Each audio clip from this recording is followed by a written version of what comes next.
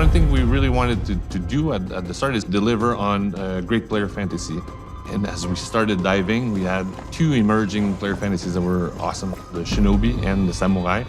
What we didn't want is try to dilute them into one fantasy. We really wanted to explore both sides. So that's something where we said, well, we need two characters.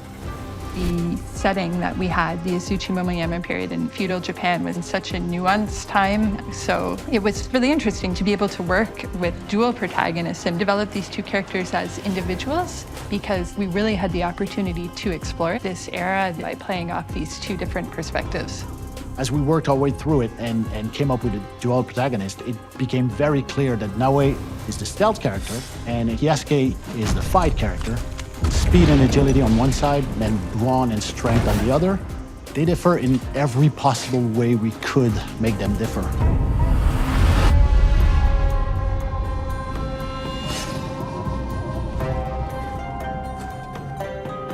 Our shinobi, Naoe, is the imagined daughter of a legendary Egan shinobi, Fujibayashi Nagato. And up until this point, she's actually been quite protected from a lot of the horrors of war that have been going on in other parts of Japan. So this is going to be her first real taste of what lies beyond, and it has a profound impact on her. I wanted to have the stealth as a core pillar in Assassin's Creed Shadows. Player will recognize the classic Assassin's Creed experience in Naoe, but we're adding a lot of things that make her super unique, so she's the best assassin ever. We wanted Naoe to be extremely fast, efficient, acrobatic.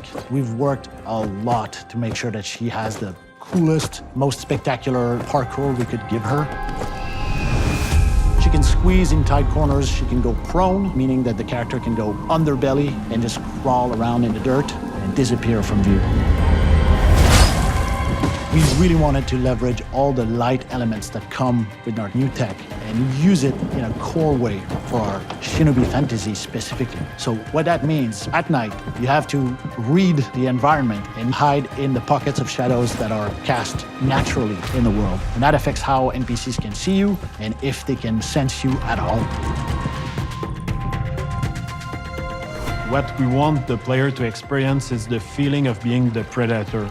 So you feel like a ninja, you can break light, you can vanish into the shadows, and you're flipping on roof with the physics-based grappling hook, so the stealth is more rich than ever, and you really feel that she's like a blade in the shadows. Yasuke is our first historical protagonist in Assassin's Creed. What we know about Yasuke historically is just a bit, but it was enough to get the team really excited about the opportunity to work with him as a character.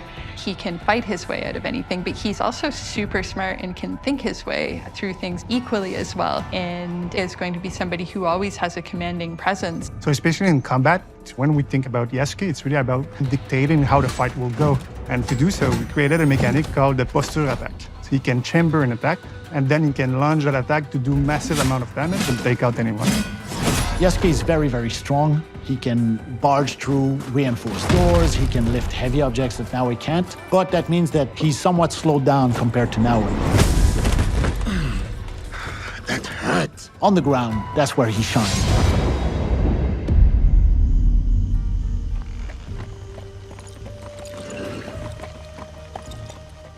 We have two characters who have such different gameplay styles. So for every situation, every gameplay moment you're going to encounter, you really need to think through everything from these two perspectives. Blood must be paid in blood, Yasuke. We always want to respect player choice, so you can do quests with any character. So if you are Yasuke, you play with his strength, but also with his weakness. Same for Naoe. Each character has their own skill trees, but also they can master the different weapons. So it's not just about stats, it's about the player competency to really understand how the different mechanic works. They have different speeds, they have different HP, they have different gear sets, so they're very unique and they're a great balance of two player fantasies. The most exciting part of having our dual protagonist is the distinction and the fact that they don't really overlap. Narratively, they have common goals and they are aligned on what they want to do, but the way they go about it is drastically different. Sometimes playing Naoe, even if you're very good, you'll hit a wall and some enemy is gonna kick your ass and you go, you know what, let me switch. And the same is true for Yasuke. Sometimes you'll get a setup, a couple enemies are high on rooftop that you cannot quite reach and having to go, you know what, let me switch back to Naoe. And having this push-pull that players get to experience of which characters is good in what situation, it gives us lots of levers to play with and try to break the mold, I think is the most fantastic thing we've achieved with our dual protagonist from a gameplay perspective.